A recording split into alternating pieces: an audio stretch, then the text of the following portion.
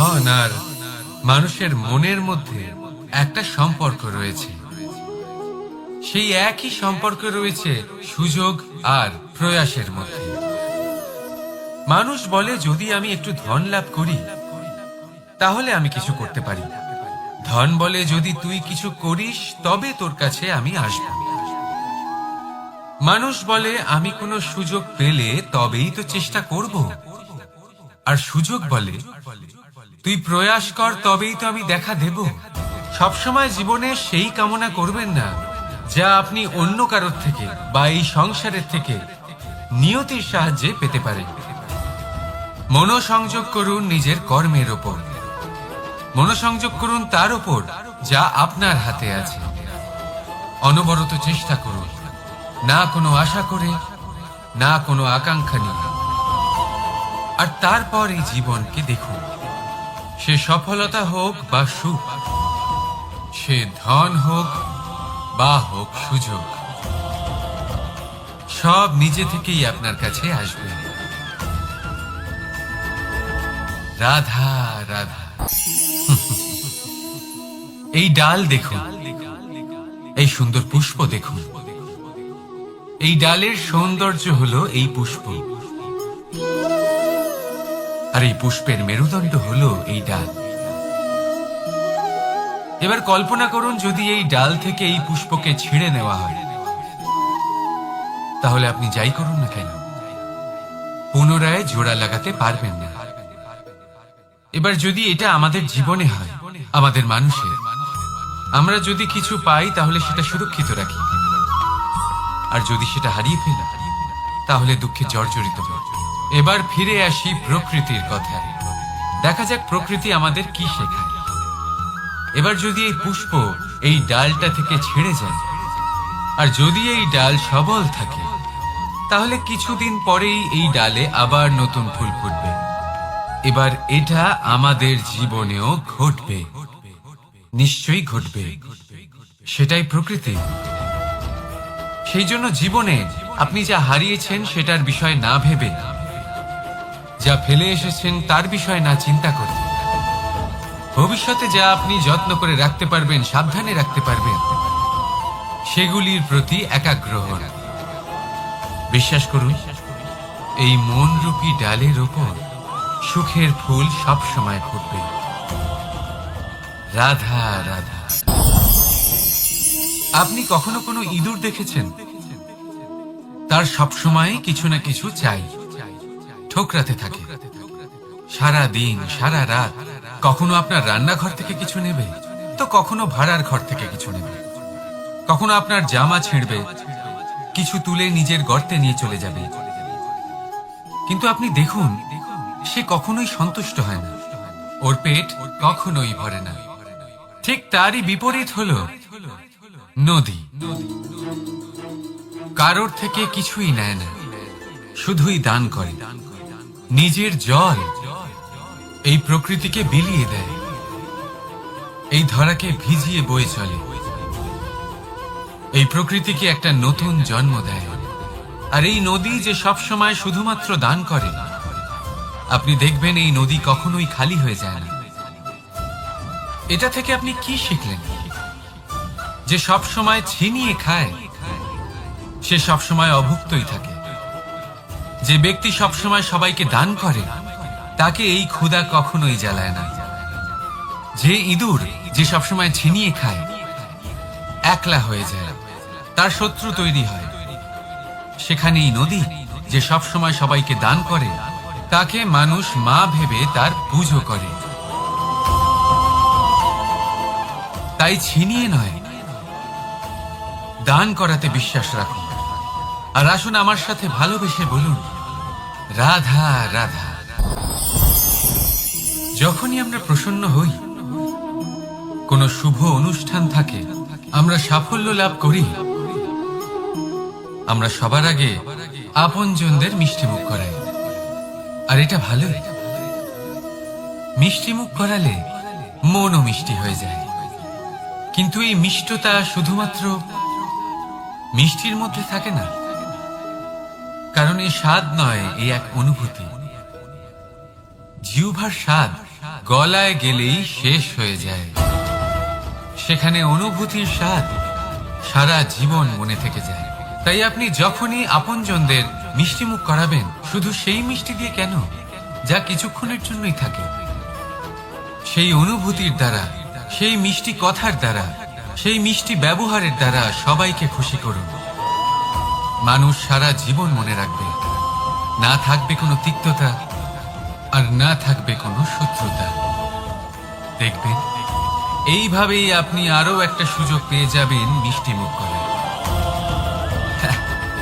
রাধা রাধা। সুরক্ষা প্রত্যেক ব্যক্তির জন্য গুরুত্বপূর্ণ, কিন্তু এটাই মানুষের সবথেকে বড় শত্রু। কিভাবে? ভেবে দেখুন, একজন মানুষ যখন একটা সুরক্ষিত পরিবেশে থাকে, তখন তার মধ্যে আলস্য চলে আসে। সে জানে যে আমাকে না ভবিষ্যতের জন্য কিছু করতে হবে, আর না আজকের জন্য কিছু করতে হবে, শুধুই জীবন যাপন করতে হবে। এই সুরক্ষা কবচ থেকে বাইরে বেরোনো অত্যন্ত জরুরি। ভাবুন, পাখি যে তার সন্তানকে জন্ম দেয়, কিছুদিন পরে তাকে তার বাসা থেকে বের করে দেয়। কেন? যদি এরকম না করে, তাহলে সেই সন্তান জীবন কাটাতেই শিখবে না। যদি তাকে ডাল থেকে নিচে না ফেলে দেয়, সেই সন্তান উঠতেই শিখবে না। তার পাখনা শক্তিশালী হবেই না। সে তার নিজের বাসা তৈরি করার চেষ্টাই করবে না। পাখি তার বাসা তখন তৈরি করে যখন তার অভিভাবক তাকে ত্যাগ করে। মনে রাখবেন, আপনি সুরক্ষা কবচের বাইরে বেরোলে বিপদ অবশ্যই আসবে, যার জন্য আপনি সতর্ক হবেন, তার মোকাবিলা করবেন, শক্তিশালী হবেন। এবার সেই বিপদ যাতে আর না আসে, সেই জন্য আপনি পরিকল্পনা করবেন। তাই যদি আপনি নিজের বিকাশ চান, তাহলে যখনই আপনার মনে হবে যে আপনি একটা সুরক্ষিত পরিবেশে রয়েছেন, সুরক্ষিত কবচের মধ্যে রয়েছেন, তখন সেখান থেকে বাইরে বেরোন। সেখানেই পাবেন আপনার বিকাশ। রাধা রাধা। ভাগ্য, কত সুন্দর শব্দ এই ভাগ্য, কিন্তু যতটা সুন্দর, ঠিক ততটাই রহস্যময় এই শব্দ। কখন কি হবে কেউ জানে না। লোকে বলে যে ভাগ্যে যা লেখা আছে তার চেয়ে বেশি কিছুই পাওয়া যায় না, তার চেয়ে কমও কিছুই পাওয়া যায় না। নিয়তির যা রচনা তা কখনো মোছা যায় না। কিন্তু কেউ এইটা বোঝে না যে নিয়তি আপনার কর্মের দ্বারা বদলায়। যদি আপনি শুভ চিন্তা করেন, শুভ কর্ম করেন, তাহলে নিয়তি আপনার সাথে খারাপ কিছু হতেই দেবে না। কখনো আকাশে পাখিদের দেখুন, তারা কখনো ভাগ্যের উপর নির্ভরশীল হয় না। যতই ঝড় আসুক, যতই তীব্র হাওয়া দিক, ঘুরতে থাকে, একটা জিনিস জড়ো করে নিজের সৌভাগ্য, নিজের বাসা নিজেই তৈরি করে। নিজের সন্তানের জন্ম দেয়, তাকে লালন পালন করে, নিজেই তাকে উড়তে শেখায়, কখনোই ভাগ্যের উপরে নির্ভরশীল হয় না সে। এই বিষয়টা আমাদেরও শিখতে হবে। তাই মনে রাখবেন, আপনার ভাগ্য নিয়তির লিখন নয়। আপনার ভাগ্য তাই যেটা আপনি দিনের পর দিন আপনি নিজেই লেখেন। কিছু নিজে পরিশ্রম করে, কিছু নিজের ভাবনার জোরে। রাধা রাধা। এটা সেই নৌকার প্রতিরূপ যা আমাদের নদী পার করে। এবার বিষয়টা একটু ভেবে দেখুন। সেই বিশাল নৌকা যা আমাদের নদী পার করায়, সেটার নির্মাণ নদীতে নয়, ডাঙায় হয়। আর যদি আমরা এটাকে নদী অবধি পৌঁছতে চাই, তাহলে আমাদের দরকার পড়ে কোনো গরুর গাড়ির অথবা ঘোড়ার গাড়ি। তার সাহায্যে একে বহন করা হয়। এবার পথে যদি কোনো জলধারা আসে, কোনো নদী আসে, আর সেটাকে পার করতে হয়, তাহলে তখন সেই নৌকার উপরে গাড়ি রাখা হয়, তারপর তাকে পার করা হয়। অর্থাৎ এই যাত্রা দুজনের সংযোগ ছাড়া সম্পূর্ণ হতেই পারবে না। সেই জন্যই এই প্রবাদ আছে, কখনো নৌকা তো কখনো গাড়ি। আমাদের সম্পর্কের মধ্যে অতি আবশ্যক, আমাদের সম্পর্কের মধ্যে অত্যন্ত গুরুত্বপূর্ণ হলো সংযোগ। সবসময় একসাথে চলা, সংযোগ স্থাপন করা, সবসময় সুখী থাকবেন। রাধা রাধা। কোনো ব্যক্তির ব্যক্তিত্ব কিভাবে তৈরি হয়? আপনার কি মনে হয় যে ব্যক্তি জন্ম থেকে তার স্বভাব নিয়ে জন্মায়, নাকি আপনার মনে হয় যে এই প্রকৃতি ব্যক্তির জন্য তার নিয়তি রচনা করে? না, এরকম একেবারেই হয় না। আমি আপনাকে বোঝাচ্ছি। যখনই বৃষ্টি পড়ে কোনো বিন্দুর দিকে দেখবেন। এবার এই বিন্দু যেখানে পড়ছে তার উপরে নির্ভর করছে তারপর কি হবে। যদি এই বিন্দু পড়ে কোনো ক্ষেতের ওপরে, তাহলে কোনো নতুন ফসলের জন্ম দেবে। যদি সে গরম কড়াইতে পড়ে, তাহলে বাষ্পীত হবে। যদি সে কোনো সাপের মুখের ভেতরে পড়ে, তাহলে বিষ তৈরি হবে। ঝিনুকের ভেতরে পড়লে মুক্ত তৈরি হবে। যদি কোনো পাতার ওপরে পড়ে, তাহলে শিশির তৈরি হবে।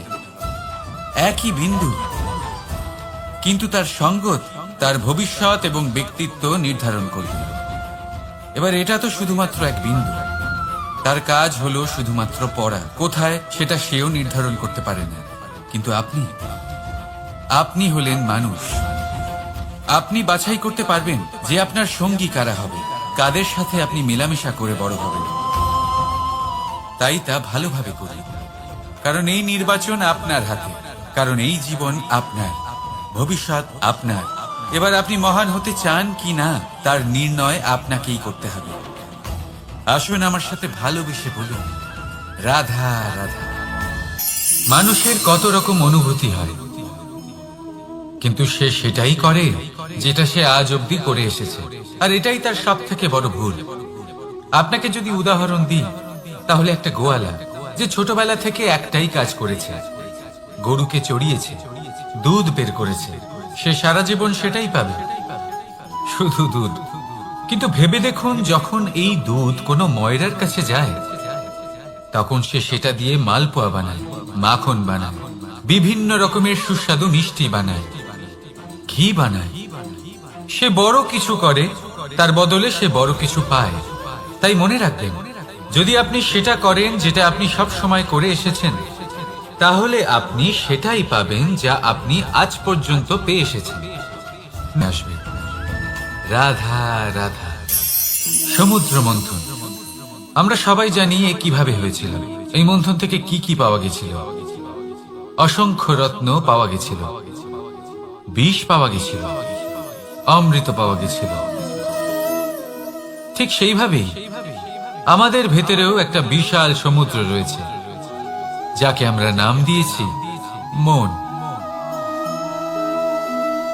যদি এই মনের মন্থন করা হয়, তাহলে এই মন থেকে বিষও বেরোতে পারে, আর অমৃতও বেরোতে পারে। তাই মনে রাখবেন, আপনার যে জিহ্বা রয়েছে তা বিষও নির্গত করতে পারে, আবার অমৃত। খারাপ কিছুও করতে পারে, যদিও আপনার মনস্কামনা খারাপ নাও হয়। তাই সবসময় যখন আপনার মুখ থেকে শব্দ উচ্চারণ করবেন, এই মনের মন্থন করে তা করুন। আর আমার সাথে ভালোবেসে বলুন, রাধা রাধা। পাদুকা, খড়ম আমাদের জীবনে কতটা গুরুত্বপূর্ণ হয়। যখনই আমরা এটা পায়ে পড়ে হাঁটি, এটা আমাদের রক্ষা করে কাঁটা থেকে, ছোট পাথর থেকে। এটা আমাদের সুরক্ষিত রাখে। কিন্তু যদি এটাকেই আমরা অন্য দৃষ্টিভঙ্গি দিয়ে দেখি, তাহলে এই পাদুকার জন্যই হাঁটার সময় পেছন থেকে আমাদের পায়ে কাদা লেগে যায়। এরকম মানুষও আমাদের জীবনে থাকে, যে থাকে তো আমাদের সাথেই, কিন্তু এরাই আমাদের পিঠ পিছে কাদা ছড়ে। এবার হাঁটার সময় যখন আপনার পায়ে কাদা লাগে আপনার পাদুকার জন্য, আপনার নজর সেদিকে থাকে না, আপনার নজর থাকে সামনের দিকে, কারণ সেটাই আপনার লক্ষ্য, সেটাই আপনার পথ, আর সেটাই আপনার করা উচিত। তাই মনে রাখবেন, আপনার পা ধরে সেই টানতে পারে যে আপনার পেছনে রয়েছে, আর আপনার নজর সেখানে নয়। সবসময় সামনে নিজের লক্ষ্যে থাকা উচিত। প্রতি মুহূর্তে নিজের লক্ষ্যের দিকে তাকিয়ে থাকুন। সবসময় জীবনের সামনে এগোতে থাকুন। আর রাধা রাধা।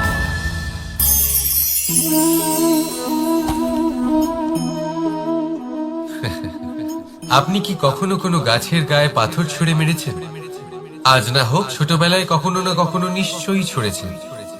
এখনো বাচ্চারা সেটাই করে থাকে। কিন্তু আপনি কি কখনো ভেবে দেখেছেন যে কেন সেই গাছের ওপরই পাথর ছুঁড়ে মারা হয় যাতে ফল থাকে? কোনো সাধারণ বা ফলবিহীন গাছের ওপর এত পাথর কেন ছোড়া হয় না? কারণ খুবই সহজ, আমরা ফল খেতে চাই, আর সেটা পারার জন্য আমরা পাথর ছুঁড়ে সেগুলিকে প্রাপ্ত করার চেষ্টা করি।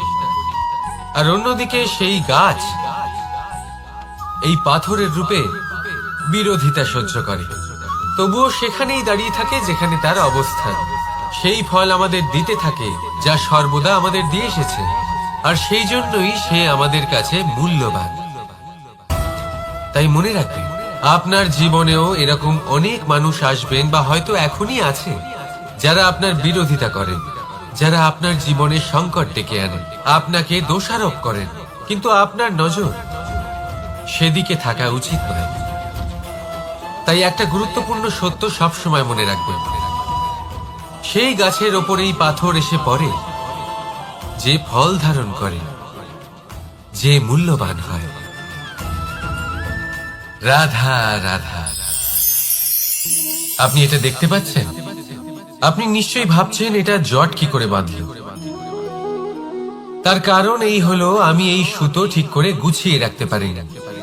এটা দুটো দিক একসাথে জড়িয়ে গেছে, আস্তে আস্তে পুরোটা জড়িয়ে গেল, আর তারপর দেখুন এমন একটা জট পেকে আছে যে আমি কিছুতেই বুঝতে পারছি না এটাকে খুলবো কিভাবে। তাই মনে রাখবেন, যদি কোনো লম্বা সুতোকে ঠিক করে গুছিয়ে না রাখেন তাহলে সেটা জড়িয়ে যাবে। এইভাবেই আমাদের জীবনে আমাদের জিহ্বা, আমাদের কথা, যদি এই জিহ্বা আপনারা সামলে না রাখতে পারেন তাহলে শুধুমাত্র কষ্ট পাবেন। তাই নিজের শব্দ এর উপরে নিয়ন্ত্রণ রাখুন, সর্বদাই ভালো হবে। আর আসুন আমার সাথে ভালোবেসে বলুন, রাধা রাধা। এটা দেখতে পাচ্ছেন? আপনি নিশ্চয়ই জানেন এটা কি। এটা বড়ই বিচিত্র এক বস্তু। এটা হলো কয়লা। আমি একে বিচিত্র এই কারণে বলছি, ভেবে দেখুন, যদি এটা গরম হয় আর আপনি এটাকে ধরে ফেলেন, এটা আপনার হাত পুড়িয়ে ফেলবে।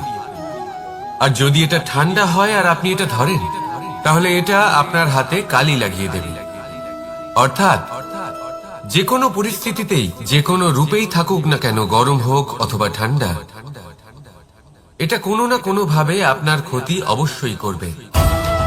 এরকমই হয় খারাপ মানুষজন, বদ সঙ্গ, ঠিক কয়লার মতো। আপনি যদি কিছু নাও করেন, যাই হয়ে যাক, এরা যদি আপনার কাছে থাকে তাহলে কোনো না কোনো ভাবে জীবনে আপনার কোনো না কোনো ক্ষতি অবশ্যই হবে। তাই নিজের জীবনে সবসময় সঙ্গতের নির্ণয় অত্যন্ত ভেবেচিন্তে করবেন। রাধা রাধা। মানুষ কতটা শক্তিশালী হয়, তার কতটা সামর্থ্য রয়েছে, সে কতটা প্রতিভাশালী হয়, এটা হয়তো বলার কোনো দরকারই নেই। আজকের দিনে সবাই জানে যে মানুষ কি না করতে পারে। মানুষ চাইলে সব কিছু করতে পারে। মানুষ যদি চায় মাছের মতো জলে সাঁতার কাটতে পারে। মানুষ যদি চায় হিমালয়ের মাথা নত করতে পারে। মানুষ যদি চায় সমুদ্র থেকে মুক্ত সংগ্রহ করতে পারে। মানুষ যদি চায় তাহলে আকাশের পাখির মতো বিচরণ করতে পারে। মানুষ চাইলে সব কিছু পেতে পারে। সে জ্ঞান, সম্পত্তি, পরিবার, সাফল্য, সবকিছু। যদি কিছু থাকে যেটা সে গ্রহণ করতে চায় না, সেটা হলো তার দোষ। জীবনে এগিয়ে যেতে পারবেন। আর আমার সাথে ভালোবেসে বলুন, রাধা রাধা।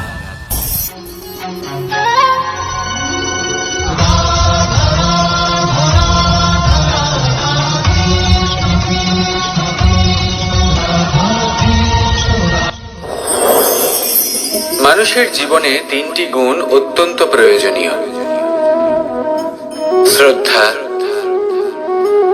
বিনম্রতা, যোগ্যতা। যদি জ্ঞান লাভ করতে চান তাহলে শ্রদ্ধার প্রয়োজন, যদি মান লাভ করতে চান তাহলে স্বভাবে বিনম্র হওয়া প্রয়োজন, আর যদি মনোবাঞ্ছিত স্থান লাভ করতে চান তাহলে যোগ্যতার প্রয়োজন। বিষয়টা সহজ। শ্রদ্ধা আপনাকে জ্ঞান দেবে, নম্রতা আপনাকে মান, আর যোগ্যতা উচিত স্থান দেবে। কিন্তু যদি আপনি এই তিনটি গুণ সম্মিলিত করেন তাহলে এমন কিছু লাভ করবেন যা এই সব কিছুর থেকে অনেক ঊর্ধ্বে: সম্মান। আর এ হলো সেই সম্মান যা প্রত্যেক মানুষের নিজের জীবনে লাভ করতে চেষ্টা করা উচিত। কারণ এই হলো সেই সম্মান যার কারণে আপনি চলে যাওয়ার পরেও এই সংসার আপনাকে ভালোবাসবে আর মনে রাখবে। আসুন আমার সাথে ভালোবেসে বলুন, রাধা রাধা।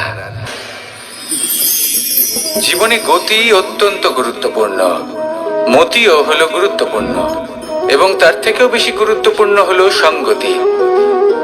একটা জলের ফোঁটা, তার মধ্যে গতি থাকে, প্রকৃতির মধ্যে তা লাভ করার ইচ্ছে নিহিত থাকে।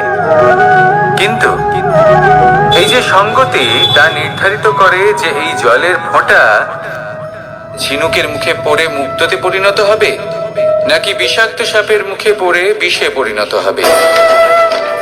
এবার দেখুন, এই জঞ্জাল স্বর্ণকারের দোকানের সামনেও থাকে, এবং জঞ্জাল একজন ব্যবসাদারের দোকানেও থাকে। কিন্তু জঞ্জাল যা স্বর্ণকারের দোকানে থাকে তা ব্যবসাদারের দোকানের জঞ্জালের থেকে অনেক বেশি মূল্যবান, কারণ তার মধ্যে সোনার কণার সঙ্গতি থাকে। সেই জন্য জীবনে সঙ্গতির উপর বিশেষ গুরুত্ব দেবেন। যেমন সঙ্গতি তেমনই আপনি হবেন। আসুন আমার সাথে ভালোবেসে বলুন, রাধা রাধা। প্রত্যেক প্রাণী ভালোভাবে জীবন যাপন করতে চান, এটা তাদের স্বভাবে আছে এবং ভাবাটা অনুচিত নয়। কিন্তু একটা ভালো জীবনের গুরুত্বপূর্ণ অংশ কোনটা? বসবাসের স্থান। সেই স্থান যেখানে আমরা জীবন অতিবাহিত করি। এবার মানুষ ভাবতে পারেন যে একটা ভালো বাসস্থানের অর্থ কি? সেই স্থান যেখানে সহজে জল পাওয়া যায়, যেখানে শুদ্ধ বায়ু পাওয়া যায়, যেখানে আনাজ উৎপন্ন হয়। এটা জীবনযাপনের জন্য পর্যাপ্ত বটে, কিন্তু ভালো জীবন যাপনের জন্য আরো একটা কথা আপনাকে বুঝতে হবে। সাধু, জ্ঞানী, পণ্ডিত ব্যক্তি, এই সকল মহাপুরুষ, এনাদের যে বাসস্থান তা অত্যন্ত বিশেষ হয়। এখানে এক ধরনের বিশেষ ইতিবাচক শক্তি থাকে, এমন একটা স্থান যেখানে দেবতারাও বিচরণ করেন। জীবন আমরা সবাই যাপন করি, কিন্তু জীবনের উদ্দেশ্য শুধুমাত্র জীবন যাপন করা নয়। জীবনের উদ্দেশ্য হলো মুক্তি লাভ করা।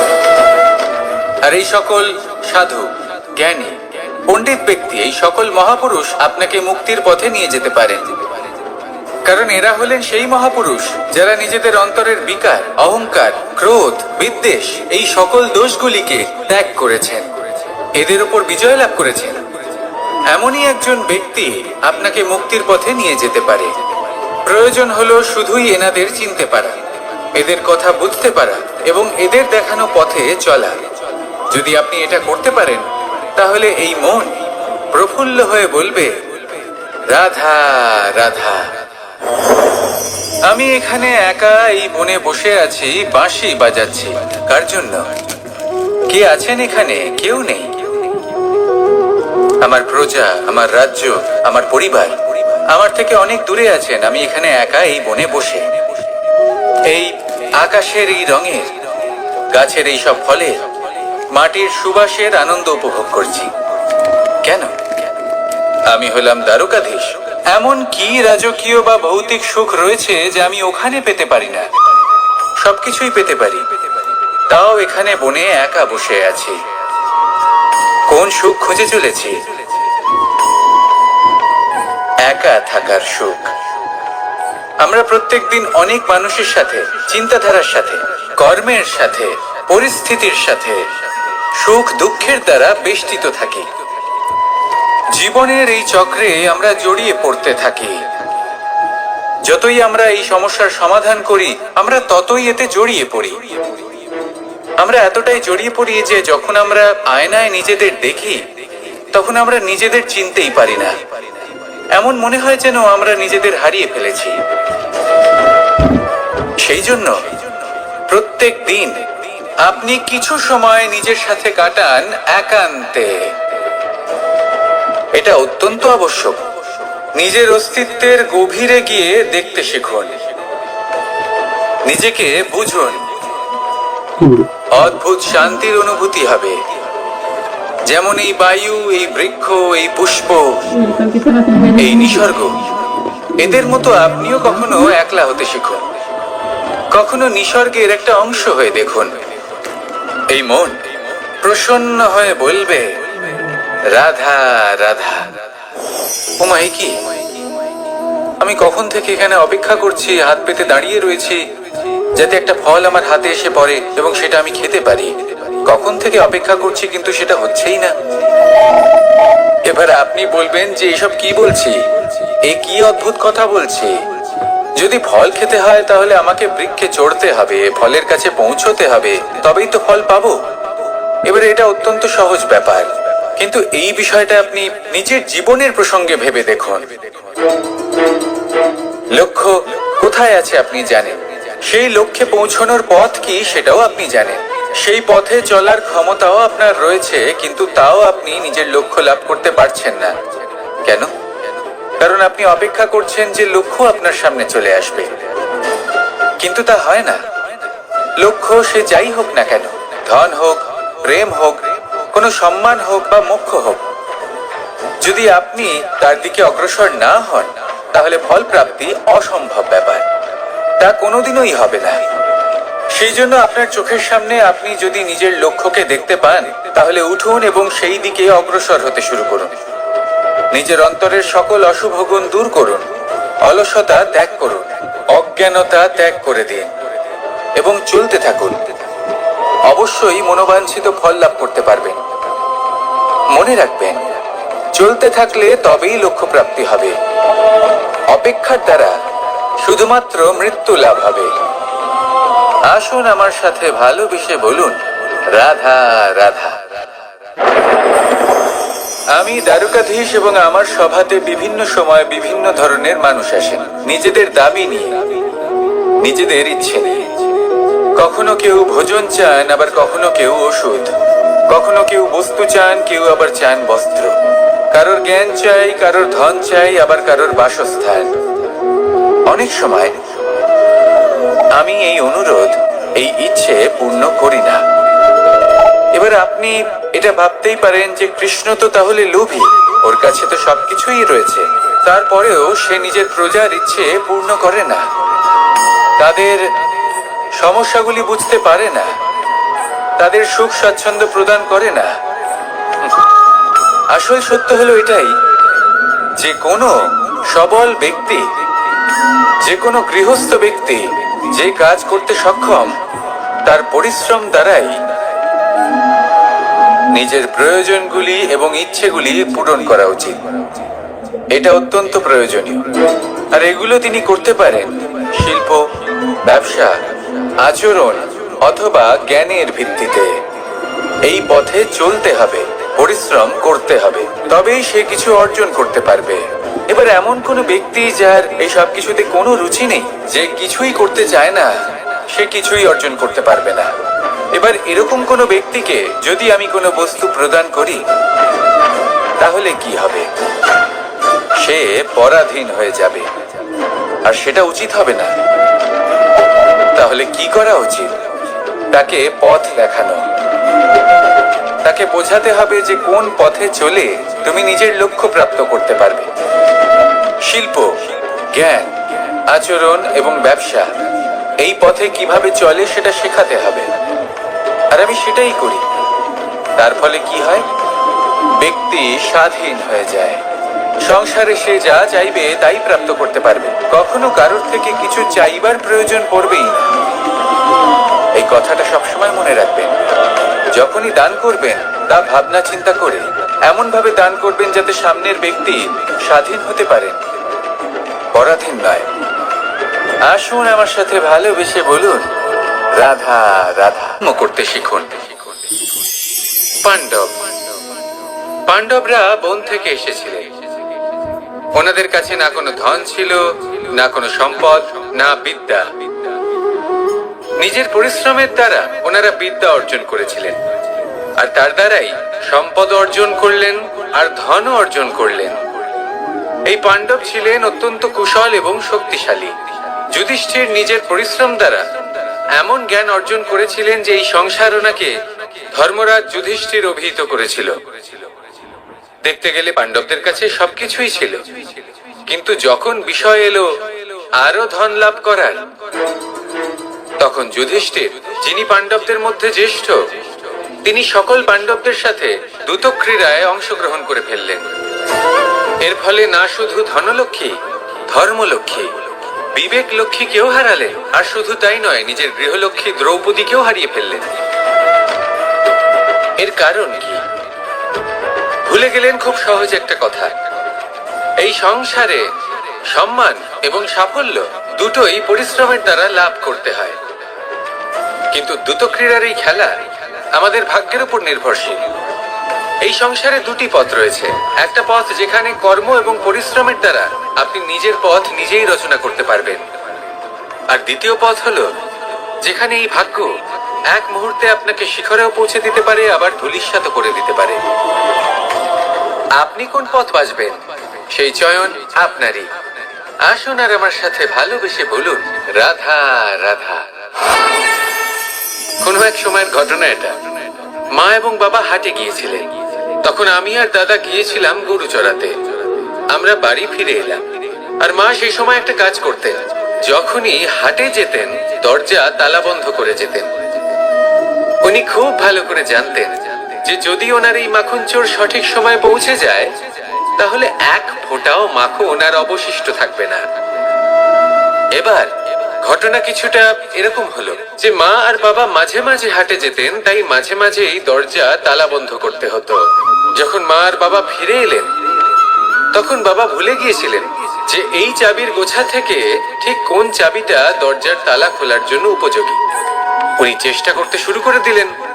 একটার পর একটা চাবি দিয়ে উনি চেষ্টা করতে থাকলেন, কিন্তু সেই দরজার তালা তো খুলতেই চাইছিল না। ওনার মাথা থেকে ঘাম পড়তে শুরু করলো। তখন মা বললেন যে তালা ভেঙে দেওয়া যাক। মা চলে গেলেন, আর বাবা বললেন না না দাঁড়াও, আর কিছু চাবি বাকি আছে, এটা হয়তো খুলতে পারবো। মা হাতুড়ি নিয়ে চলে এলেন সেই তালা ভাঙার জন্য, আর তখনই বাবা শেষ চাবিটা প্রয়োগ করলেন আর দরজার তালা খুলে গেল। যদি উনি চেষ্টা না করতেন তাহলে এই তালাটাও ভেঙে যেত আর চাবিটাও নষ্ট হয়ে যেত, ঠিক কিনা? এবার এই ঘটনাটা আমি দেখেছিলাম, আর আমার মনে হলো যে কখনো কখনো এই চাবির গোছার মধ্যে থেকে শেষ চাবিটাও কিন্তু জীবনের দরজা খুলে দিতে পারে। সেজন্য আপনি যদি জীবনে সাফল্য লাভ করতে চেষ্টা করেন, নিজের লক্ষ্যে পৌঁছতে চান, তাহলে হার মানবেন না। হয়তো দেখবেন আপনার পরবর্তী প্রচেষ্টা বা এই অন্তিম প্রচেষ্টা আপনাকে সাফল্যের পথে নিয়ে গেল। তাই নিরন্তর প্রচেষ্টা করতে থাকুন, জীবনে সাফল্য লাভ করুন। যজ্ঞের আগুনকে শুভ বলে মনে করা হয়, আর সেখানেই চিতার আগুনকে অশুভ মনে করা হয়। এমনটা কেন হয়? এখানে বিষয়টা হলো লক্ষ্য, বিচার এবং সঙ্গের। যখন আমরা যজ্ঞ করি তখন আমাদের লক্ষ্য কি হয়? পরিবেশকে আরো পবিত্র করে তোলা, ইতিবাচক করে তোলা। আমাদের লক্ষ্য শুভ হয়। তারপরে আসে বিচার। এই পরিস্থিতিতে সেই বিচার হলো অগ্নি। স্ফুলিঙ্গ থেকে তীব্র আকার ধারণ করে সমস্ত কাঠকে পুড়িয়ে দেয় এবং সুগন্ধ ছড়িয়ে দেয়। অর্থাৎ যদি আপনার লক্ষ্য শুভ হয়, তাহলে তার নিজেই শুভ বিচারধারাকে আমন্ত্রণ জানায়। এই শুভ বিচার তখনই আসবে যখন আপনার সংকল্প শুভ হবে। অন্যদিকে হলো চিতার আগুন। এর লক্ষ্য কি?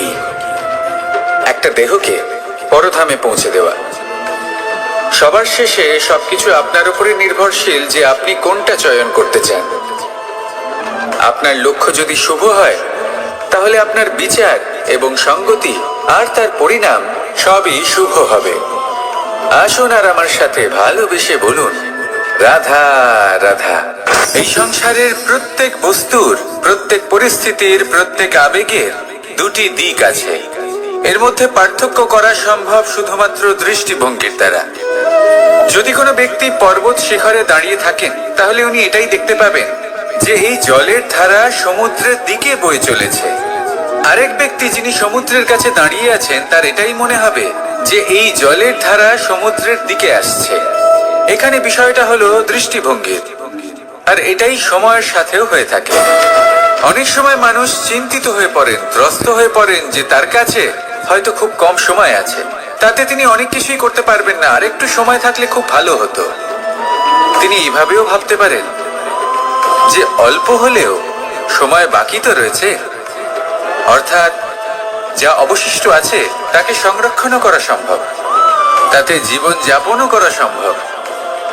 আর এটা নির্ভর করছে আপনার উপর। তাই দৃষ্টিভঙ্গি ইতিবাচক রাখুন। জীবনে দুই ধরনের আবেগ রয়েছে যার কোনো মূল্য নেই। আমার কথার অর্থ এটা নয় যে এদের কোনো গুরুত্ব নেই, গুরুত্ব যথেষ্টই রয়েছে, শুধু এদের জন্য আপনাকে কোনো মূল্য দিতে হয় না। প্রথম আবেগ হলো আনন্দ, প্রসন্নতা। এটা আপনি যে কোনো জায়গায় খুঁজে পেতে পারেন যদি আপনি খুঁজে পেতে চান। আপনি কোনো পুষ্পের সৌন্দর্য দেখে প্রসন্ন হতে পারেন। বায়ুর কারণে যখন একটি বৃক্ষ শিহরিত হয়, সেটা দেখে আপনি প্রসন্ন হতে পারেন। একটা ছোট্ট শিশুর কলরব শুনেও আপনি প্রসন্ন হতে পারেন। একটা ক্রন্দনরত বালককে হাসিয়ে আপনি প্রসন্ন হতে পারেন। সবকিছু আপনার উপর নির্ভরশীল। সেখানে আরেকটি আবেগ হলো দুশ্চিন্তা। মানুষ বড়ই দুশ্চিন্তা করতে থাকে। আজ আমি এই কাজ করেছি, সেই বিষয়ে চিন্তা। আজ আমি এই কাজ করতে পারিনি, সেই বিষয়ে চিন্তা। কাল আমাকে এই কাজ করতে হবে, সেই নিয়ে চিন্তা। আমি কি সেই কাজটা করতে পারবো, সেই বিষয়ে দুশ্চিন্তা। চিন্তা সর্বত্র রয়েছে, যার জন্য মূল্য দিতে হয় না। যত চান আপনি একত্রিত করতে পারেন। একটা গুরুত্বপূর্ণ কথা মনে রাখবেন, প্রসন্নতা জীবনের একটা নতুন সূত্রপাত। সেখানে দুশ্চিন্তা হলো জীবনের চিতার সমান। এবার এই দুটি আবেগ হলো মূল্যহীন, দুটোই আপনার সামনে আছে। কোনটা চয়ন করবেন আপনি, দুশ্চিন্তা নাকি প্রসন্নতা? সিদ্ধান্ত আপনারই। আসুন আর আমার সাথে ভালোবেসে বলুন, রাধা রাধা। ধন, সম্পত্তি, এগুলো আসলে কি? এগুলো শুধু সেই মূল্য যার দ্বারা আমরা কোনো কিছু অর্জন করতে পারি। এবার এই ধনের দ্বারা এই সংসারে অনেক কিছু লাভ করা সম্ভব, কিন্তু সেই সব কিছুই শুধুমাত্র ভৌতিক বস্তুই হবে, ভৌতিক সামগ্রী, ভৌতিক সুবিধা। অর্থাৎ আপনার কাছে যতই ধন থাকুক, তা আপনাকে শান্তির ঘুম এনে দিতে পারবে না, আপনাকে জীবনের বাস্তব সুখের অনুভূতি লাভ করাতে পারবে না, কারণ এগুলো ভৌতিক ধন। এই ভৌতিক বস্তুই অর্জন করাতে সক্ষম। বাস্তবিক ধন কি? যদি এই প্রশ্ন আপনার মনে আসে, তাহলে তার উত্তর আমি আপনাকে দেব একটা উদাহরণের মাধ্যমে। কখনো আপনি শুনে থাকবেন যে একজন পিতা আজীবন অনিষ্ট করেন, অনর্থ করেন, খারাপ কাজ করেন শুধু ধন অর্জনের জন্য। তিনি ভাবেন যে আমি ধন অর্জন করব আর নিজের সন্তানকে একটা উজ্জ্বল ভবিষ্যৎ প্রদান করব, একটা সুখ স্বাচ্ছন্দ্যময় জীবন দান করব। এবার সন্তান যখন জন্ম লাভ করে, তখন সে ভাগ্যের জোরে সেই ধন ভোগ করে। যেরকম সে পায়, সেরকমই তার ব্যবহার সে করে। কখনো আপনি এটাও দেখে থাকবেন যে সেই সন্তান সমস্ত ধন নষ্ট করে ফেলে, আর সেই পিতা যিনি সমস্ত ধন সঞ্চয় করেছেন, যিনি সেই ধনের প্রভু, আজ সেই ধনের প্রহরী হয়ে রয়েছেন। এবার এরকম কেন হয়? এরকম তখনই হয় যখন সেই পিতা বুঝতেই পারেন না যে তার জীবনের আসল ধন কি। সেই আসল ধন তার সন্তানকে সে দিতেই পারে না। যদি পিতা তার সন্তানকে কর্মের জ্ঞান দিতে পারেন, উচিত কোনটা অনুচিত কোনটা সেই শিক্ষা দিতে পারেন, সংস্কারের প্রকৃত শিক্ষা দিতে পারেন, তবে সেটা ধনের থেকে অনেক বেশি গুরুত্বপূর্ণ। এটাই হলো জীবনের বাস্তব ধন। আপনি সেই কথা তো অবশ্যই শুনে থাকবেন, কুসন্তান হলে ধন সঞ্চয় করে কি হবে, সুসন্তান হলে ধন সঞ্চয় করে কি হবে। সন্তান যদি কুপুত্র হয়, তাহলে সব নষ্ট করে ফেলবে, আর সন্তান যদি সুপুত্র হয়, তাহলে ধন থাকুক না থাকুক, সে নিজেই কর্মের পথে অগ্রসর হয়ে ধন অর্জন করবে আর নিজের জন্য এক উজ্জ্বল ভবিষ্যৎ করে তুলবে। তাই সন্তানকে সম্পদ দেওয়ার আগে কর্মের জ্ঞান দান করুন, সুশিক্ষা দিন, কারণ এটাই হলো জীবনের প্রকৃত ধন। আসুন আর আমার সাথে ভালোবেসে বলুন, রাধা রাধা।